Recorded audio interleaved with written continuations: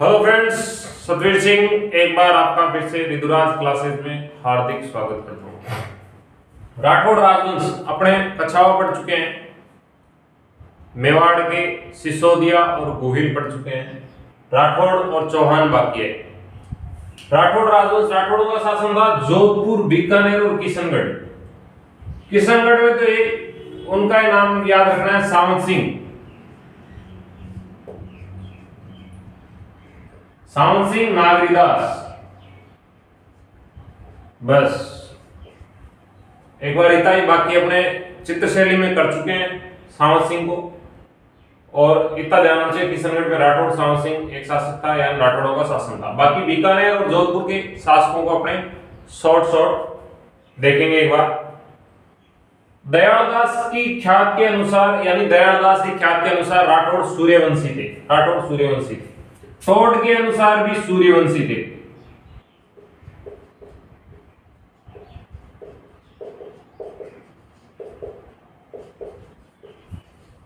Toad के अनुसार भी सूर्यवंशी थे। पंडित वो जो हीराचंद गौरीशंकर हीराचंद ओझा है, उनके अनुसार राठौड़ बदायूं के थे, यानी बदायूं के थे।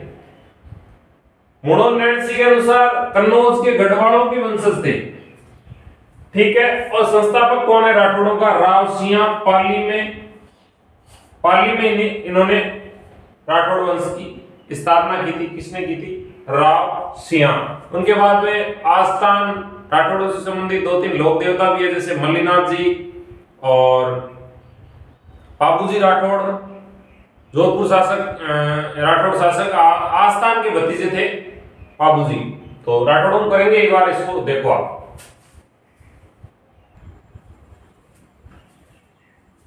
आगे है राव सिंह के बाद में आस्थान ने पाली में गुंदोज को अपना केंद्र बनाया, या बोल सकते गुंदोज को अपनी राजधानी बनाई।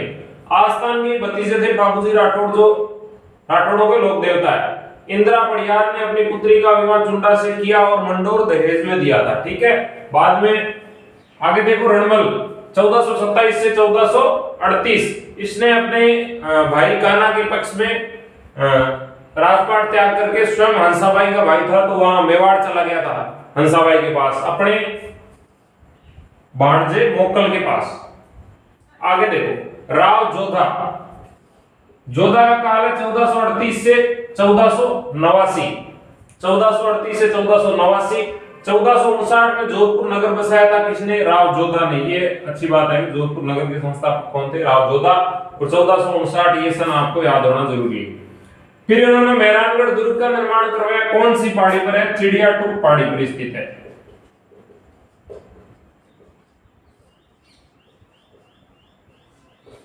मयूर ध्वज गढ़ चिंतामणि इसे कहते हैं। चिंतामणि दुर्ग कहते हैं बीकानेर के जूनागढ़ को। गढ़ चिंतामणि कहते हैं जोधपुर के मेहरानगढ़ को। आगे देखो, 1453 को जोधा ने मंडोर को अपने अधिकार में किया था। दोबारा मंडोर हार, ये इन्होंने चुंडा से जीता था। जो मेवाड़ के शासक थे, महाराणा चुंडा शासक नहीं थे, वो सेनापति थे मोकड़ के, तो उनसे जीता था किसने? जोधा ने। और हड़बू जी ने जोधा को जोधपुर जीतने में सहायता की थी, और मंडोर इन्होंने चुंडा से जीता था। इतना ध्यान रखो आप। तो 1453 में जोधा ने मंडोर को अपने अधिकार में किया। उसके बाद में शासक हुए सातल और सुजा, जोधा के उत्तराधिकारी थे। अब आके अपने करेंगे गांगदेव के बाद में मालदेव। सातल देव और सुजा नहीं करेंगे, एक बार इसको देख लो।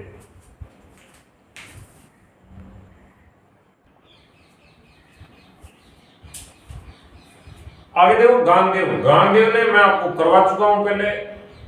राणा सांगा की सहायता हेतु खानवा युद्ध में अपने पुत्र मालदेव को भेजा था सेना देकर। तो एक ही बात इंपॉर्टेंट है, गांगदेव ने खानवा युद्ध में राणा सांगा की सहायता हेतु मालदेव को सेना देकर भेजा। आगे देखो, मालदेव 1532 से 1562, ये है मालदेव ने गांगदेव की हत्या की थी। गौरीशंकर हीराचंद ओझा के अनुसार झरोकों से गिरा दिया था। किसको? गांगदेव को। तो इसे पितृहंता भी कहते हैं।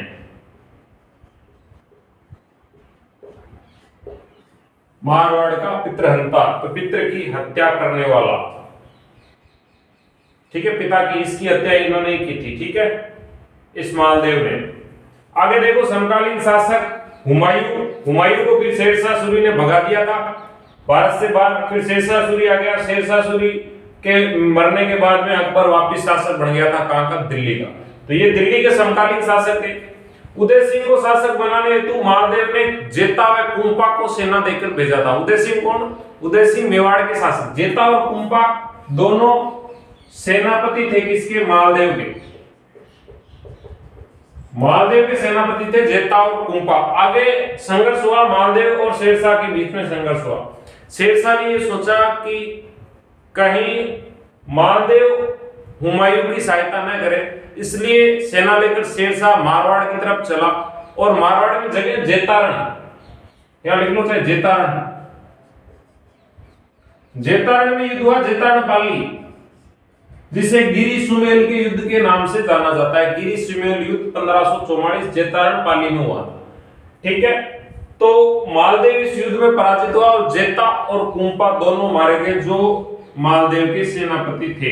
इनको एक बार देखो, आगे करते हैं। ऐसी भी मिलती है एक झूठे षड्यंत्र की कुछ तथ्य मिलते हैं। मारवाड़ परगना विगत एक पुस्तक है मुणोत्नयन सीरी, उसके अंदर मिलते हैं भाई जेता और कुंपा के बीच में कुछ षड्यंत्र था, जेता और कुंपा का शेरशाह के मध्य कुछ षड्यंत्र था। तो इसको एक बार उतारो, आगे देखते हैं।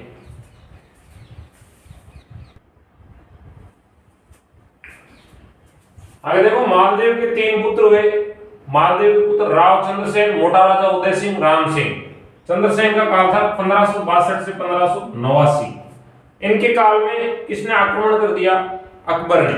राव चंद्रसेन के शासक बनते ही अकबर ने हुसैन अली कुली खां के नेतृत्व में सेना भेज दी जोधपुर और आक्रमण करवा दिया। जोधपुर पर अकबर का अधिकार हो गया, ठीक है, जोधपुर पर अकबर का अधिकार हो गया। अब क्यों आया ये जोधपुर? इसने आक्रमण क्यों किया? ये मोटा राजा उदय सिंह और राम सिंह दोनों अकबर के पास चले गए थे इसके शासक बनते ही। छोटे भाई को शासक बना दिया, इन दोनों ने इसका विद्रोह कर दिया और अकबर की शरण में चले गए। तो अकबर ने इनकी सहायता से चंद्रसेन को भगा दिया, बाद में मोटा राजा बना था। जोधपुर पर अकबर का अधिकार हो गया। चंद्रसेन सिवाना चला गया, ठीक है। सिवाना को मारवाड़ की संकटकालीन राजधानी भी कहते हैं। और इन राव चंद्रसेन को प्रताप का अग्रगामी कहते हैं, क्योंकि या तो संघर्ष अकबर से प्रताप ने किया था, महाराणा प्रताप ने, या इन्होंने राव चंद्रसेन ने किया था। तो चंद्रसेन को प्रताप का अग्रगामी कहते हैं। इन्हें राजस्थान का भूला बिसरा राजा भी कहते हैं। राजस्थान का भूला बिसरा,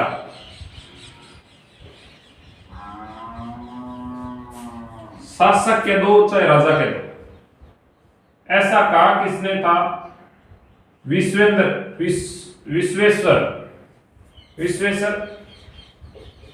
प्रसाद रेख, ऐसा साहब विश्वेश्वर प्रसाद रेख ने इन्होंने कहा था कि मारवाड़ का या राजस्थान का भूला बिसरा शासक किसे? राव चंद्रसेन को। आगे एक बार इसको उतारो। एक अकबर का नागौर दरबार है, अकबर ने आयोजित कराया था। आयोजन करता कौन था? अकबर आयोजित करवाया। इन्होंने सभी शासकों, अकबर ने सभी शासकों को आमंत्रित किया। बीकानेर से शासक कल्याणमल और उसका पुत्र राय सिंह, जो बाद में अकबर का सेनापति भी बना, ठीक है। और इन्होंने, राय सिंह ने बीकानेर दुर्ग का निर्माण करवाया था, जूनागढ़ का दुर्ग। जयपुर से भारमल आया था, जैसलमेर से हरराय, जोधपुर से मोटा राजा उदय सिंह, राम सिंह और चंद्रसेन, मेवाड़ के महाराणाओं ने इसमें शामिल ले गए थे।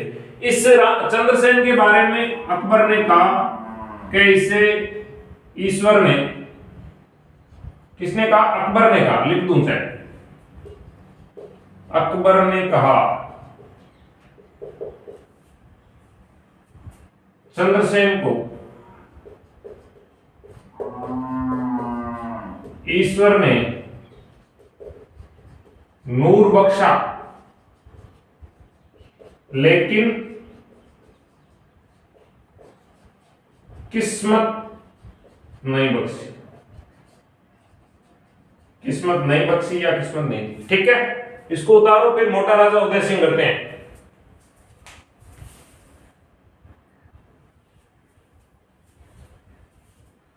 मोटा राजा उदय सिंह चंद्रसेन के बाद में शासक बने मोटा राजा उदय सिंह, क्योंकि अकबर की शरण में गए थे। अब अपनी पुत्री मानबाई का विवाह जहांगीर से किया। ये विवाह खा गए। जोधपुर की थी जोधाबाई, एक जयपुर की थी, जयपुर की थी जोधाबाई। अब ये मानबाई नाम आ गया, मानबाई। मान सिंह की बहन नहीं थी, ये मोटा राजा उदय सिंह की पुत्री थी मानबाई। लेकिन ये विवाह आपको कभी नहीं पूछेगा एग्जाम में, क्योंकि कंफ्यूज करते हैं। मानबाई, जोधाबाई, मरियम उस्मानी, हरकाबाई, जगत गोसाई, ये सारी कंफ्यूज करती है, छोड़ो इनको।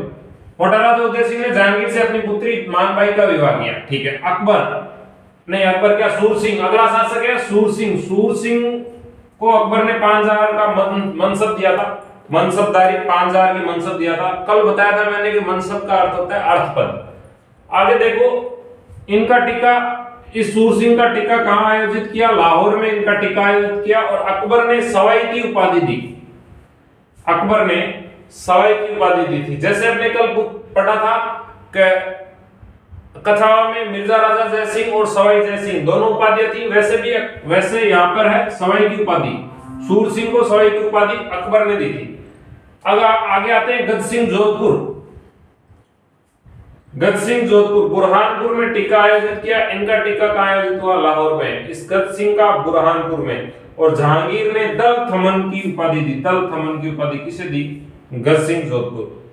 इसको उतारो, आगे करते हैं अभय सिंह।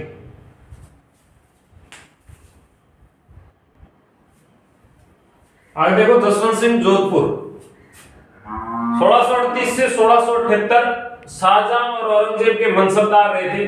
औरंगजेब के मनसबदार रहे थे, शाहजहां के भी रहे थे। शाहजहां के बाद जसवंत सिंह ने दारा सिकोह का साथ दिया था, यानी शाहजहां के बाद में उत्तराधिकार का युद्ध हुआ दारा सिकोह और औरंगजेब के मध्य। इन्होंने, जसवंत सिंह ने किसका साथ दिया? दारा का साथ दिया था, दारा सिकोह का साथ दिया था। दोराई का युद्ध हुआ था, एक तो अजमेर के आसपास दोराई, हाँ, दोराई का युद्ध में इन्होंने साथ दिया था। दोराई के युद्ध में जसवंत सिंह ने दारा सिकोह का साथ दिया था, दारा हार गया और औरंगजेब शासक बन गया।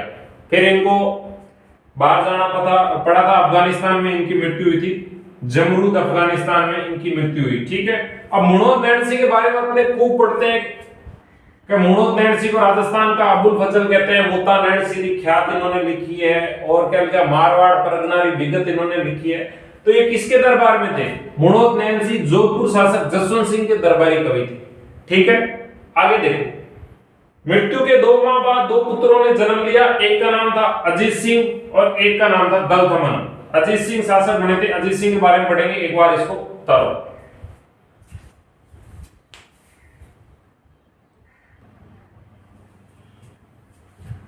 आगे देखो, अजीत सिंह 1678 से 1724।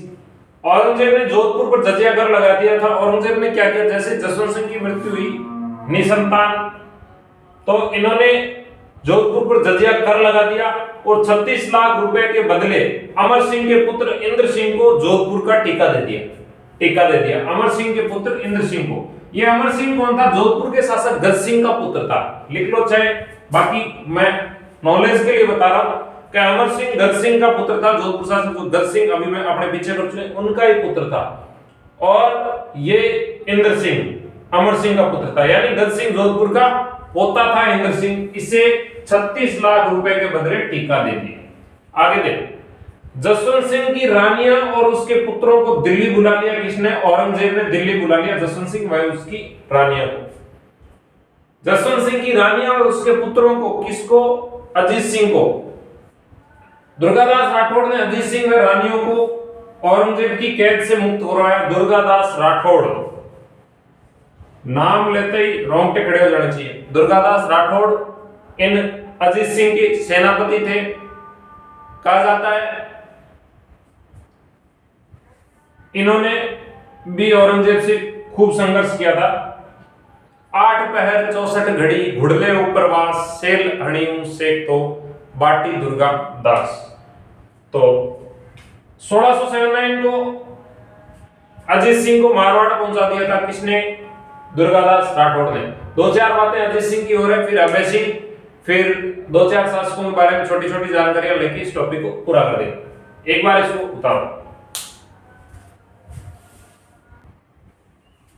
आगे देखो, औरंगजेब की मृत्यु के बाद में इनको बाद में क्या मारवाड़ आए, मारवाड़ से इनको फिर मेवाड़ जाना पड़ा, इनको शासक नहीं बनने दिया। फिर जैसे औरंगजेब की मृत्यु हुई उसके बाद अजीत सिंह जोधपुर के शासक बने। आगे देखो, अजीत सिंह शासक बनते क्या किया अजीत सिंह ने?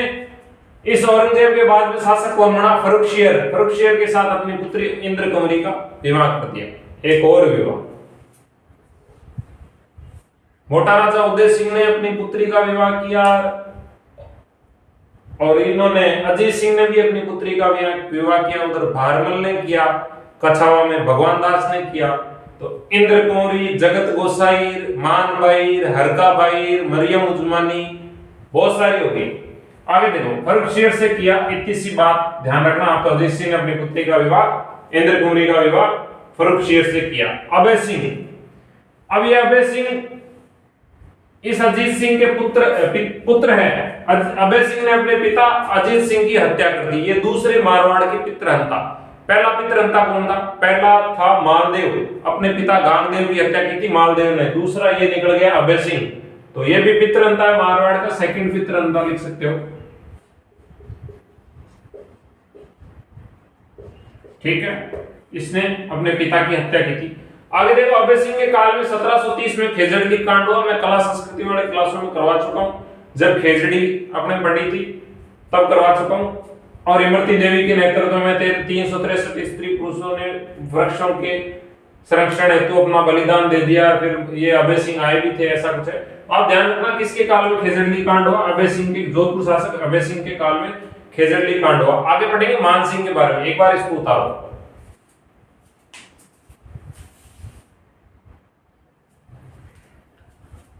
आगे देखो, मान सिंह 1804 से 1808 महामंदिर का निर्माण करवाया था मान सिंह। राजा मान सिंह कहते हैं, नाथ संप्रदाय के अनुयायी थे, एक प्रकार के संत टाइप के शासक थे।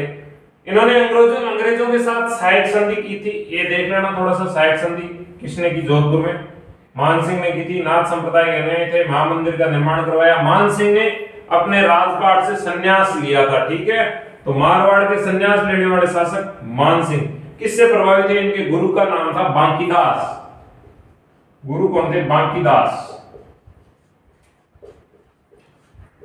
देखो, बीकानेर के शासकों का विवरण हमें मिलता है दयालदास की ख्यात में, और जोधपुर शासकों के इतिहास की जानकारी मिलती है बांकीदास की ख्यात में। ठीक है, तो बांकीदास कौन थे? मान सिंह के गुरु थे। आगे देखो, 1857 की क्रांति के समय तख्त सिंह जोधपुर के शासक थे। प्रजामंडल आंदोलन के समय उमेद सिंह, महाराजा उमेद सिंह, जिनके नाम से जोधपुर में उमेद हॉस्पिटल भी है। ठीक है, ये प्रजामंडल आंदोलन के समय थे। एकीकरण के समय लास्ट में महाराजा हणुत सिंह जोधपुर के शासक थे। ठीक है, तो खींचतान के आज अपने जोधपुर का कंप्लीट कर लिया है। अगर 5-7 या 10-1 मिनट और चल रहे हैं तो बीकानेर के राठौड़ों को भी अपने कंप्लीट कर सकते हैं, तो इससे अपने राजवंश पूरा हो जाएगा। तो इसको उतारो, बीकानेर को भी देख ले।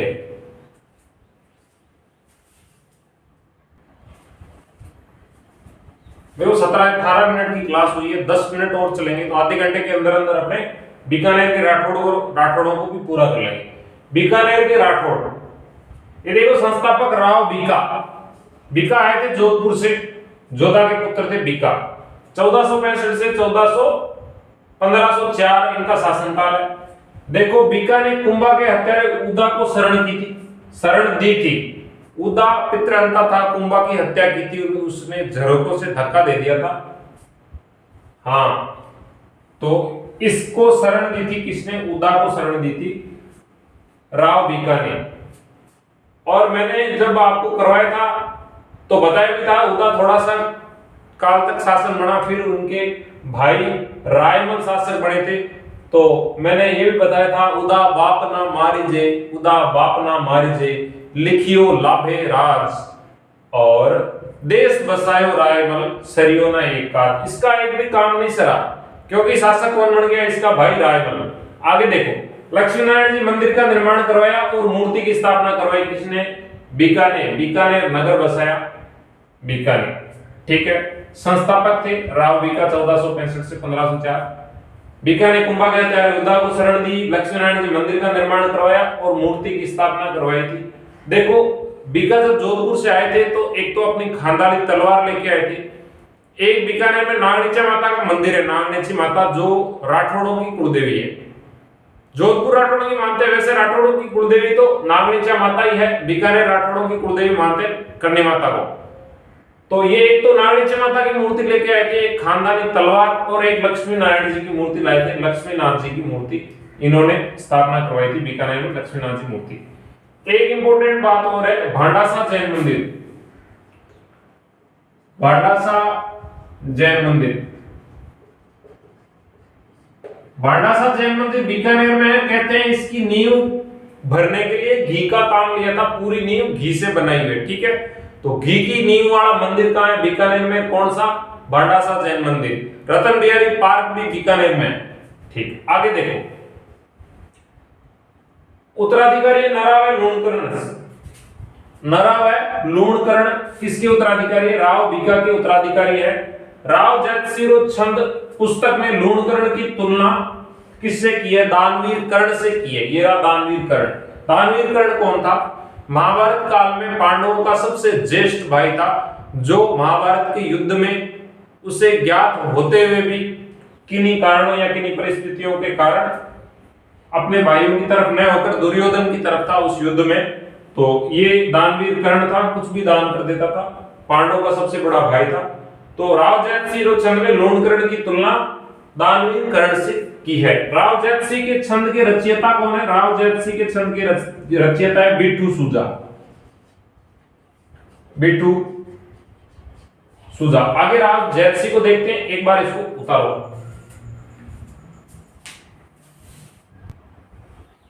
आगे देखो राव जयसिंह, जयसिंह 1562 से 1542 लूणकरण के पुत्र थे। लूणकरण और दो नरा थे ना, लूणकरण के पुत्र थे। राती घाटी का युद्ध हुआ, कामरान को पराजित किया था राव जयसिंह ने। कामरान कौन था, कामरान दिल्ली शासक हुमायूं का भाई था कामरान। और राती घाटी का युद्ध कहां हुआ था, या राती घाटी का युद्ध बीकानेर में हुआ था, लक्ष्मीनाथ जी मंदिर के आसपास है राती घाटी, ठीक है। मालदेव जयसिंह के समकालीन शासक था, मालदेव जोधपुर में। आपने पढ़ा ना गांगदेव की हत्या की मालदेव अभी पीछे, तो मालदेव जयसिंह के समकालीन जोधपुर में शासक था। इन दोनों के मध्य एक युद्ध हुआ पाहेबा, उस युद्ध में जयसिंह मारा गया। पाहेबा का युद्ध हुआ और जयसिंह मारा गया, पाहेबा युद्ध, ये ठीक है, थोड़ा ध्यान रखना। युद्ध हुआ और जयसिंह मारा गया। अब जयसिंह मारा गया तो कुछ मालदेव ने बीकानेर के कुछ क्षेत्रों पर अधिकार कर लिया था। आगे देखो कल्याणमल, कल्याणमल 1544 से 1574। 1570 में नागौर दरबार में अकबर की अधीनता स्वीकार की थी। अभी थोड़ी देर पहले आपने पढ़ा है अकबर का नागौर दरबार, उसमें कौन कौन उपस्थित हुआ था, तो बीकानेर से कल्याणमल और उसका पुत्र राय सिंह इसमें उपस्थित हुआ। तो कल्याणमल ने 1570 में नागौर दरबार में अकबर की अधीनता स्वीकार की। अकबर ने पुत्र राय सिंह को जोधपुर का प्रतिशासक भी नियुक्त किया था, और इसी दरबार में अकबर राय सिंह को अपने साथ ले गया और अपना सेनापति बना लिया, या अकबर की सेना में राय सिंह शामिल हुआ था 1570 में। 1570 में राय सिंह शामिल हुआ, कल अपने पढ़ा था। 1562 में मान सिंह जोधपुर का कछावा शासक शामिल हुआ था, और 1570 में देख लो राय सिंह शामिल हुआ। तो अब करेंगे आगे राय सिंह, इसको एक बार उतारो।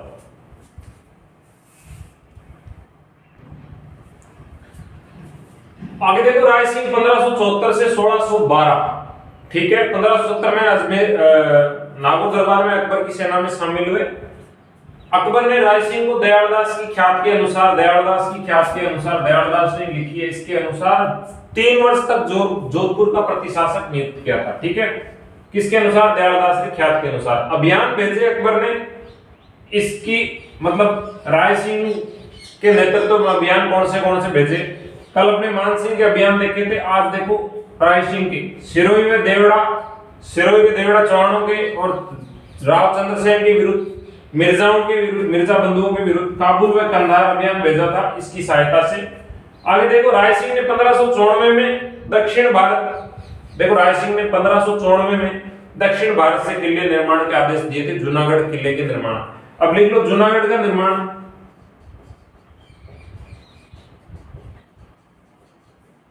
करमचंद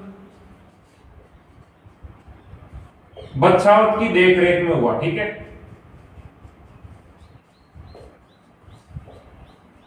देख रेख में हुआ। इसने किले निर्माण में कुछ धांधलेबाजी की थी, कुछ खा गया था, तो बाद में इसको रांगड़ी चौक में फांसी की सजा दी थी राय सिंह ने। ठीक है, तो एक आगे देखते हैं इसको बताओ। आगे देखो, राय सिंह की एक दो पुस्तकें हैं उनके बारे में जो राय सिंह द्वारा रचित है। एक है बाल बोधनी पर टीका और एक है राय सिंह महोत्सव। ठीक है, राय सिंह की प्रशंसा में 43 गीत लिखे गए हैं जिन्हें राजा राय सिंह की बैरवी कहते हैं। 43 गीत कवि का ज्ञात नहीं अज्ञात कवि द्वारा राजा राय सिंह की बैरवी 43 गीत हैं राय सिंह की प्रशंसा में लिखे गए। आगे देखो, राय सिंह को राजपुताने का कर्ण कहते हैं। किसने कहा राय सिंह को राजपुताने का कर्ण? मुंशी देवी प्रसाद। मुंशी देवी प्रसाद ने कहा राय सिंह को राजपुताने का कर्ण। अभी अपने लूणकर्ण के बारे में पढ़ा था, दानवीर कर्ण कहा जाता है उन्हें दयालदास की ख्यात में, और राजपुताने का कर्ण राय सिंह को कहते हैं मुंशी देवी प्रसाद के अनुसार। आगे देखो, उत्तराधिकारी है दलपत सिंह और सूर सिंह। दलपत सिंह सूर सिंह के बारे में किसने टीका दिया, क्या किया, अपने नहीं पढ़ेंगे, अपने सीधा पढ़ेंगे। कर्ण सिंह के बारे में, कर्ण सिंह के काल में मतेरे की राड़ का युद्ध हुआ था। एक बार इसको उतारो।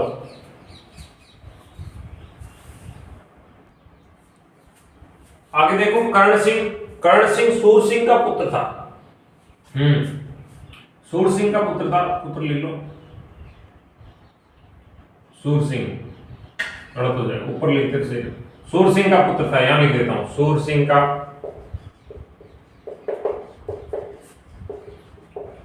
कौन? कर्ण सिंह सूर सिंह का पुत्र था। आगे देखो, 1644 में मतेरे की राड़, ये एक इंपॉर्टेंट बात है कर्ण सिंह की और कुछ नहीं है। मतेरे की राड़ का युद्ध किसके काल में हुआ? वो कर्ण सिंह नागौर और बीकानेर के मध्य हुआ था। खीलवा या सीलवा गांव है, खीलवा या सीलवा गांव, वहां ये युद्ध हुआ था। ठीक है, और नागौर के शासक थे अमर सिंह और बीकानेर के शासक थे कर्ण सिंह। अब बीकानेर को जांगल प्रदेश कहते हैं, तो उत्तर भारत के राजपूत शासकों ने कर्ण सिंह को जांगलधर बादशाह कहा या इसकी उपाधि से सुशोभित किया। किसके अनुसार? एक पुस्तक है शुक्र सप्तमी पुस्तक के अनुसार। इस पुस्तक के अनुसार कर्ण सिंह को उत्तर भारत के राजपूत शासकों का जांगलधर बादशाह कहा है। ठीक है, आगे देखो, अनूप सिंह आते हैं। अनूप सिंह का काल है 1669 से 1698। बीकानेर शिल्प कला का स्वर्णिम काल या बीकानेर का स्वर्णिम काल मान लो, चाहे अनूप सिंह का ही था। ठीक है, इसमें मथेरना कला उस्ता कला का सर्वाधिक विकास हुआ है। अपने मथेरना कला और उस्ता कला के बारे में कला संस्कृति के कक्षा में चर्चा कर चुके हैं। उस्ता कला ऊंट की खाल पर उकेरी जाने वाली कला है। ठीक है, सोने चांदी से। आगे देखो, लाहौर की है मुख्यतः, और अनूप सिंह लाहौर से इसे यहां लेके आए, इनके काल में सर्वाधिक इसका विकास हुआ। दक्षिण भारत से हिंदू देवी देवताओं की मूर्तियां बीकानेर लेकर आए थे। कौन? अनूप सिंह। 33 करोड़ देवी देवताओं के मंदिर है बीकानेर जूनागढ़ में, 33 करोड़ देवी देवताओं के मंदिर।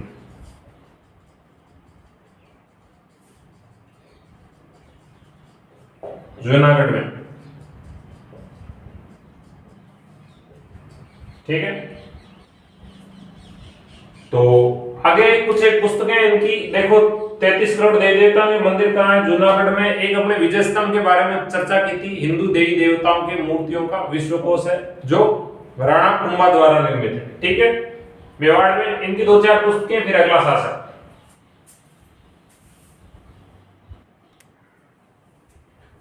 आगे देखो, अनूप व्यवहार सागर, अनूप विलास, मणिराम। ठीक है, ये मणिराम द्वारा रचित है और अनूप सिंह के काल में। तीर्थ रत्नाकर अनंत भट्ट द्वारा रचित है अनूप सिंह के काल में। संगीत अनुपाकुंस, अनूप संगीत विलास, अनूप संगीत रत्नाकर, ये तीनों भाव भट्ट की रचना है और वो अनूप सिंह के काल में रचित है। ठीक है, आगे देखो, स्वरूप सिंह, सुजान सिंह, गज सिंह, सूरत सिंह। सूरत सिंह ने अंग्रेजों के साथ सहायक संधि की थी।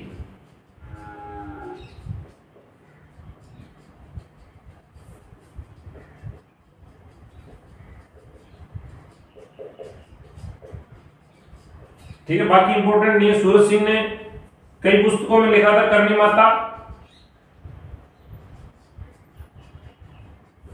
मंदिर की निर्माण की शुरुआत की थी, पूरा गंगा सिंह ने। वर्तमान स्वरूप जो मंदिर का है वो गंगा सिंह के द्वारा है। करणी माता मंदिर की निर्माण की शुरुआत की थी, कुछ पुस्तकों में है।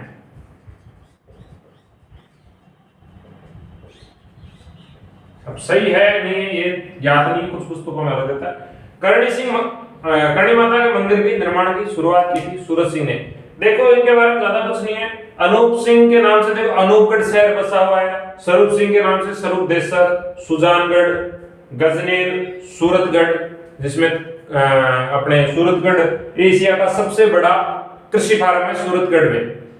ठीक है, तो ये इन्हीं शासकों के नाम से, जैसे गंगानगर महाराजा गंगा सिंह के नाम से बसा, पहले उसका पुराना नाम था रामनगर था। तो इनको उतारो, अगले शासक करते हैं।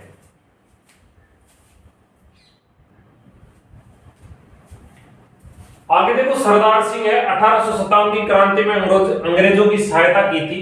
राज्य से बाहर जाकर किसी शासक ने अगर क्रांतिकारियों को दबाया था तो वो ये थे सरदार सिंह। थोड़ा सा देख लेना, राज्य से बाहर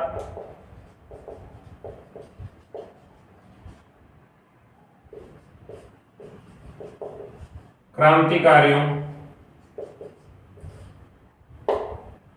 से संघर्ष किया या क्रांतिकारियों को हराया था। गंगा सिंह ये इंपॉर्टेंट शासक थे, अच्छे शासक थे। इनकी शिक्षा मुंबई में हुई थी। ठीक है, पिता लाल सिंह विकासवादी निरंकुश शासक थे। ठीक है, लाल सिंह के पुत्र थे ये महाराजा गंगा सिंह। इन्होंने गजनेर पैलेस बनवाया गज सिंह के नाम से। लालगढ़ पैलेस अपने पिता लाल सिंह की याद में गंग नहर बनवाई थी गंगानगर में। गंगानगर शहर बसाया जिसका नाम पुराना था, 1927 में बसा दिया था शायद गंगानगर शहर। ठीक है, जिसका पुराना नाम था रामनगर। गंगा रसावा ऊंटों की सेना बनाई थी, जो जिससे इन्होंने भेजा था सेकेंड वर्ल्ड वॉर में, द्वितीय विश्व युद्ध में। द्वितीय विश्व युद्ध में यूरोप भेजी थी ये सेना गंगा रसावा। ठीक है, ऊंटों की सेना थी। आगे देखो पीबीएम हॉस्पिटल का निर्माण इन्होंने करवाया था, प्रिंस विजय सिंह मेमोरियल इसका पूरा नाम है। अपने पुत्र विजय सिंह की याद में वेटनरी कॉलेज बनवाया इन्होंने।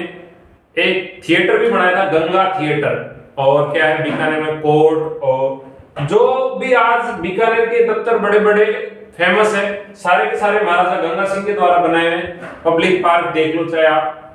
आगे देखो साधु सिंह के बारे में थोड़ा सा। एक गंगा सिंह की बात, मोस्ट इंपोर्टेंट बात है रोम नोट। इन्होंने एक रोम नोट लिखा था, रोम नोट। इस रोम नोट में कहा था इन्होंने ब्रिटिश सरकार से सेकेंड वर्ल्ड वॉर, प्रथम विश्व युद्ध के बाद, देखो प्रथम विश्व युद्ध के बाद ब्रिटिश सरकार को लिखा था रोम नोट। ब्रिटिश सरकार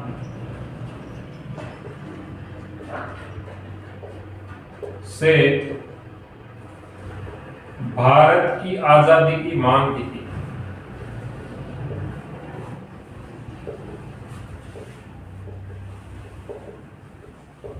यानी ये अंग्रेजों के भी विरुद्ध थे, भारत को आजाद भी करवाना चाहते थे।